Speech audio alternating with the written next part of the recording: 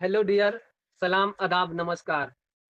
न करें अपना इधर-उधर समय बेकार, क्योंकि अब आ गया है बीबीए एजुकेशन और फोर्थ डालना है अपना एग्जामिनेशन।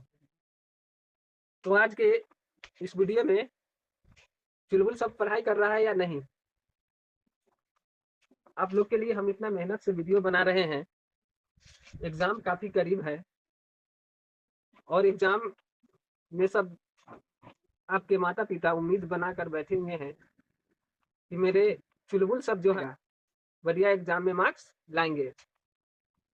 तो अब समय नहीं है, ज़्यादा क्या बोले, वीडियो लंबी हो जाएगी।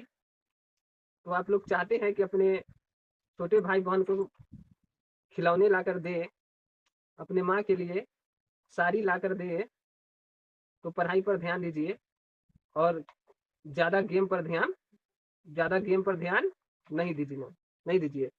तो चलिए, आज के इस वीडियो में हम स्टार्ट कर रहे हैं फिजिक्स का टॉप 10 क्वेश्चन, जो कि इस एपिसोड का नाम है ऑब्जेक्टिव ऑपरेशन। क्या नाम है? ऑब्जेक्टिव ऑपरेशन,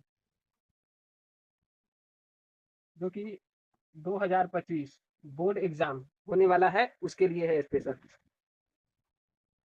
और ये क्लास 10th के लिए है और ये साइंस का है। किसका है? साइंस का। तो बिहार में 80 नंबर ऑब्जेक्टिव क्वेश्चन आता है और 80 में से 40 का जवाब देना है। 80 में से 40 का जवाब देना होता है।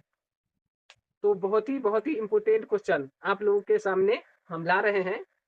सभी दिन 7 बजे, कान खोलकर सुन लो, 7 बजे आप लोगों को मिल जाएगा शाम में। तो आइए देखते हैं आप लोग कितना तैयारी किए हैं 8 महीने में। अब लास्ट का 4 महीना बचा हुआ है, उसमें क्या किए हैं, अपने माँ बाप के उम्मीद को पूरा करते हैं या नहीं। चलिए यहाँ पे एक टेस्ट दीजिए। चलिए, तो पहला क्वेश्चन आप लोगों के सामने है, प्रकाश के परावर्तन के कितने नियम होते हैं? जब भी आप साइंस पर होइएगा, फिजिक्स का पहला ही चैप्टर है प्रकाश का परावर्तन, और इसमें लिखा होता है कि प्रकाश के परावर्तन के कितने नियम होते हैं। ये ऑब्जेक्टिव है, जल्दी से जल्दी इसका आंसर बताइए। तो प्रकाश के परावर्तन के कितने नियम होते हैं? राइट आंसर होगा इसका 2। कितने नियम होते हैं? 2 होते हैं। चलिए नेक्स्ट क्वेश्चन है, प्रकाश की किरणें गमन करती है। अब आपको क्वेश्चन है, प्रकाश की किरणें किस रेखा में गमन करती है? तो ऑप्शन देखिए, तिरछी रेखा, किसी भी दिशा में, सीधी रेखा में, या इनमें से कोई नहीं। तो राइट आंसर क्या हो जाएगा? प्रकाश की किरण हमेशा सीधी रेखा में ही गमन करती है। क्वेश्चन नंबर 3, किसी दर्पण या चिकने तल पर प्रकाश की किरणें आपतित होने पर परावर्तित होता है। कहने का मतलब है कि हमारे पास कोई चिकना सतह है, उस पर प्रकाश की किरण आएगी, आपतित होगी, तो परावर्तन के बाद किधर जाएगी? ऑप्शन में देखिए, नियमित होगी या अनियमित होगी, ए तथा बी, या इनमें से कोई नहीं, नन ऑफ दी। तो देखिए, जब समतल कैसा हो, जब कि कोई वस्तु समतल हो, कैसा हो? समतल यानी प्लेन हो, तो वह नियम के अनुसार ही परावर्तित करेगी। यानी angle of incident equal to angle of reflection होता है। यानी आपकी किरण परावर्तित किरण के आपतन कोण परावर्तन कोण के बराबर होता है। Angle I equal to angle R. तो इसका आंसर क्या हो जाएगा? नियमित हो जाएगा। नियम को फॉलो करती है, इसलिए नियमित। चलिए क्वेश्चन नंबर 4 देखते हैं, प्रकाश क्या है? प्रकाश क्या है? तो प्रकाश क्या है? कणों का प्रवाह है, या आंखों को प्रभावित करने वाली ऊर्जा है, या तापक्रम को बढ़ाती है, या इनमें से कोई नहीं, नन ऑफ दीज। तो इसका राइट आंसर क्या होगा? कि आंखों को प्रभावित करने वाली ऊर्जा है। चलिए क्वेश्चन नंबर 5 देखते हैं, किसी वस्तु की छाया तभी बन सकती है जब वस्तु गमन करती है। ऑप्शन देखिए, सीधी रेखा में, टेढ़ी रेखा में, किसी भी दिशा में, या नन ऑफ दीज।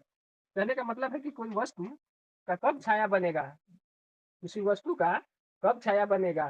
जब प्रकाश की किरणें गमन करेगी। किस प्रकाश की किरण किस रेखा में गमन करेगी, तब वस्तु का छाया बनेगा। चलिए, सीधी रेखा में, टेढ़ी रेखा में, किसी भी दिशा में, या नन ऑफ दीज। आंसर क्या होगा? सीधी रेखा में। क्वेश्चन नंबर 6 देखिए, तेल लगा कागज होता है, तेल लगा कागज होता है। चलिए क्वेश्चन के एक बार फिर पढ़ लेते हैं, तेल लगा कागज दिखाई देता है कैसे में? पारदर्शक में, या अपारदर्शक, या पारभाषक, या नन ऑफ दीज। चलिए, जो तेल पर कागज जिस कागज पर तेल लग जाता है उसे जब तो उसे क्या कहते हैं? पारदर्शक कहते हैं या अपारदर्शक कहते हैं या पारभाषक कहते हैं? बताइए आंसर। इसका राइट आंसर क्या हो जाएगा? पारभाषक। चलिए क्वेश्चन देखते हैं नेक्स्ट 7 नंबर। प्रकाश की प्रकाश किस ऊर्जा का रूप है? प्रकाश बहुत सारे हमारे पास हम जानते हैं कि ऊर्जा के अनेकों रूप है। तो यहाँ पे क्वेश्चन है प्रकाश किस ऊर्जा का रूप है? तो ऑप्शन है विकिरण ऊर्जा का, या एक बल है, या ए एक एवं दो दोनों, या नानक द्वीप। तो इसका आंसर क्या होगा? प्रकाश जो है विकिरण ऊर्जा का रूप है। क्वेश्चन नंबर 1 देखेंगे। सोलर कुकर में प्रयोग किए जाते हैं। सोलर कुकर में प्रयोग किए जाते हैं। दर्पण का बात हो रहा है। कौन सा दर्पण प्रयोग किया जाता है? अवतल दर्पण, उत्तल दर्पण, समतल दर्पण, या नन ऑफ दीज, इनमें से कोई नहीं। तो बताइए सोलर कुकर में कौन सा दर्पण यूज करते हैं? तो अवतल दर्पण। क्या हो जाएगा आंसर? अवतल दर्पण। चलिए क्वेश्चन नंबर 9 है। रोगियों के नाक, कान, गले आदि के जांच के लिए प्रयोग किए जाते हैं। जब कोई रोगी होता है, किसी भी प्रकार का उसको नाक, कान, गले से रिलेटेड अगर कोई बीमारी हो जाता है, तो उसको देखने के लिए कौन सा दर्पण का उपयोग किया जाता है? ऑप्शन ए में अवतल दर्पण, समतल दर्पण, उत्तल दर्पण, या इनमें से कोई नहीं। तो इसका आंसर क्या होगा? अवतल दर्पण। चलिए क्वेश्चन है लास्ट। किस दर्पण का उपयोग सामान्यतः वाहनों का पक्ष दृश्य दर्पणों के रूप में किया जाता है?